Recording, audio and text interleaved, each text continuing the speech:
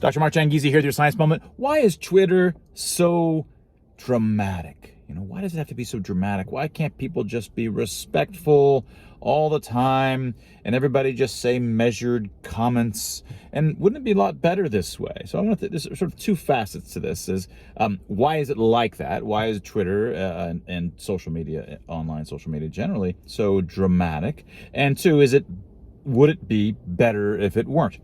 Well, the first issue is, why is it so dramatic? And I would argue to you that it's not necessarily more dramatic than real life. Now, this is a similar thing that we talked about for deaf folks. For the hearing community, regular folks who can hear, when we see deaf folks expressing themselves in normal conversation to one another, they're exceedingly expressive on their facial expressions and their gestures, much more than the hearing community. And so our first thought is that, oh my gosh, why are they so overly expressive? Now, what that is missing is that you and I are not only using our emotional expressions on our face and our gestures, but we also have the intonation of our voice. And that carries tremendous amounts of our emotional expressive content. So we don't need to have it all on our face and our gestures. We have it distributed amongst all of these things, all of these modalities, where the deaf community has to have it mostly on their face and their gestures. Right? So it seems as if they're more emotional, but they're not. They're getting the same kind of content just through a narrower channel. So they're more expressive on their face and gestures, sure, but the totality of the emotional content is no different. And we tend to not notice the emotional expressions in the intonation of our voice. It just sounds normal. It's just part of who we are. So we don't appreciate that it's in fact one of the channels. All right. Now the similar kind of thing is happening in Twitter. Twitter, we can emotionally express in certain ways by the choice of words and certain kinds of emotionally expressive terms, like even curse words, of course, and just the terms concerning how confident I am, or how disgusted or how respectful I am of you, or I can show humility, say I'm not really sure what I'm talking about. I can say lots of these different kinds of things which amount to emotionally expressive content, but I'm handicapped, right? I can't, and I can show, of course, little emojis, and I can show little GIFs, animated GIFs, which we talked about, which are sort of better, but I still can't titrate my emotional expressions via the full multi-dimensional modalities that are available in real life. And so we pack all of that emotional expressive stuff in a lower number of dimensions, namely in our choice of words on Twitter. And again, animated GIFs, as well as the little emoticons. So in the text that we're putting there, it seems more dramatic because we have to get all of our emotional content in that, right? We don't have all of the full modalities. So I think it's an illusion that one sometimes has, that it's more emotional, more dramatic there than real life. I think this underestimates the full emotionality that happens in real life, which is carried by all of these different kinds of modalities of transfer, the intonation of voice, facial expressions, bodily gestures, in addition to text choices, the vocabulary choices that we're making, which is basically the only thing that happens in Twitter and other social media. Now, the question, though, one might have is, okay, even so, okay, I get it. Twitter's not per se more dramatic than real life, but shouldn't we just calm down? Why can't we just have careful conversations, whether it's in real life or it's in Twitter? Can't we just be really measured in our comments and always respectful, and just say, and never brazen and never blustery, and just say exactly what we mean and how exactly the p-values that are related to how confident we are in it, and just be like careful mathematicians or scientists talking to one another? And that completely misunderstands how it is that humans communicate. Now, sometimes we can choose to be highly measured, but sometimes I want to say the degree to which I'm confident, let's say. And I do that with expressive, confident words. I say, I really know what I'm talking about, or I know what the F I'm talking about, right?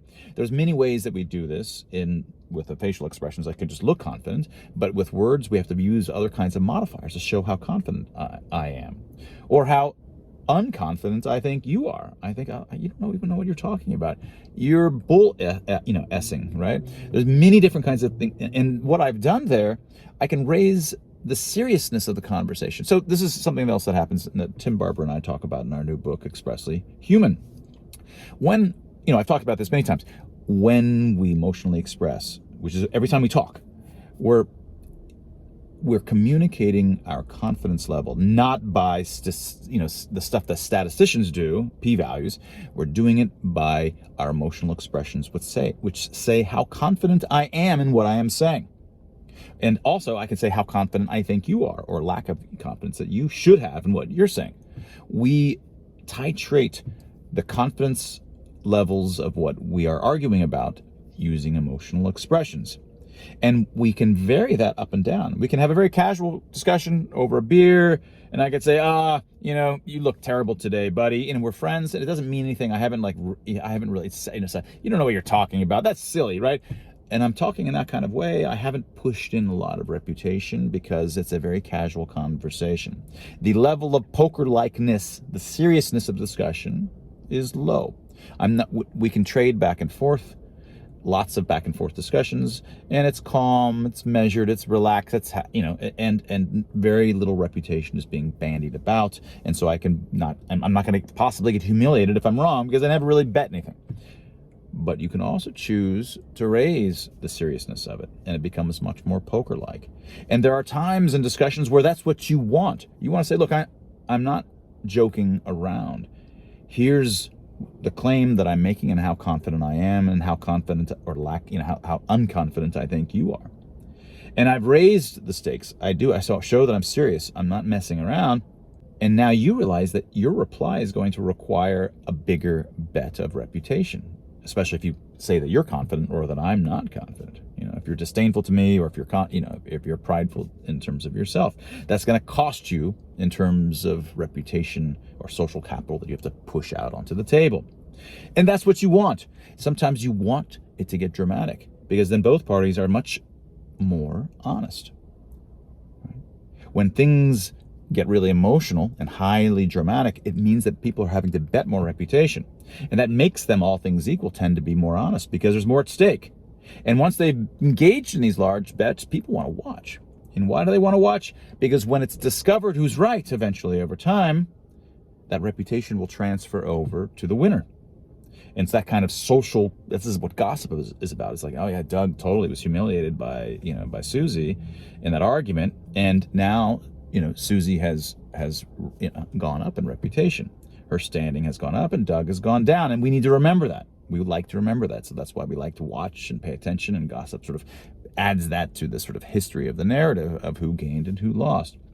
We don't want our conversations in real life, and we don't want our conversations on Twitter to always be careful and measured and non-emotional and non-dramatic. That misses the entire point about how it is that social animals evolved to talk with one another, to communicate with one another, way before we ever had language, which is just 100,000 to 200,000 years ago. We've been emotionally expressing. That is our social animal language. It's the ancient evolutionary language that we evolved, as well as all social animals evolved to speak. Let Twitter be dramatic. Let social networks be dramatic. Let yourself be dramatic. And this includes even occasional curse words here and there. They allow you to better titrate the level of confidence of the other person, what your claim is about how confident the claims are. That's what they do.